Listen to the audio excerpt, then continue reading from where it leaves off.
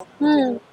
అంటే ఇప్పుడు కేసీఆర్ ఉన్నప్పుడు ఎట్లుండే, ఇప్పుడు రేవంత్ రెడ్డి వచ్చినాక ఎట్లుంది పరిపాలన? మంచిగానే ఉంది. ఆయన అటెండ్ చేసిండు, ఈయన కూడా మంచిగా చేస్తున్నాడు. ఫ్రీ బస్సులు ఇస్తుండంటుండు, మరి ఫ్రీ బస్సులు గానీ ఫ్రీ కరెంట్ ఇగో వాళ్ళు ఓలకమ్మ బీకే ఇస్తుండు ఫ్రీ బస్సులు, వాళ్ళకైతే ఇస్తుండా ఇస్తలేడు. మరి అయిపోయాయి కదా. మొగోళ్ళకి కూడా ఇస్తే మళ్ళా రాష్ట్రంలో పైసలు ఎడికెళ్ళి వస్తాయి.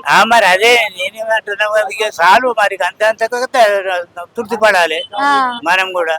మరి పెన్షన్ల పరిస్థితి ఏమంటారు? పెన్షన్లు వస్తాయా? దొరుకుతాయి, దొరుకుతాయమ్మా, దొరుకుతాయి. పెన్షన్లు వస్తున్నాయి. వస్తాయి. అప్పుడు కేసీఆర్ ఉన్నప్పుడు 2000 ఇస్తుండే పెన్షన్, ఇప్పుడేమో 4000 చేస్తా అన్నాడు. మరి చేసిండంటారా? చేయలేదు. చేస్తాడా మళ్ళా? ఏమో తెలియదు కాదు. రైతు బంధు, రైతు బీమా, రైతు భరోసా కూడా ఇస్తుండే అప్పుడు కేసీఆర్ ఉన్నప్పుడు. మరి ఇప్పుడు అవి ఇస్తుర్రు. ఈ పింఛనే ఎక్కువ ఇస్తలేడు, అదే 2000 ఇస్తుండు, 2016. అంటే ఇప్పుడు కేసీఆర్ కి రేవంత్ రెడ్డికి తేడా అంటే ఏం చెప్తారు? ఇక ఆయన ఇచ్చి ఈయన 2000 రూపాయలు ఎక్కువ చేసి అంతే. మరి ఇట్లా ఫ్రీ పథకాలు ఇచ్చుడు మంచిగా ఉందా, తీసేస్తే మంచిగా ఉంటుందా? ఇక తీసే అలవాటు అయిపోయాయి ఇప్పుడు.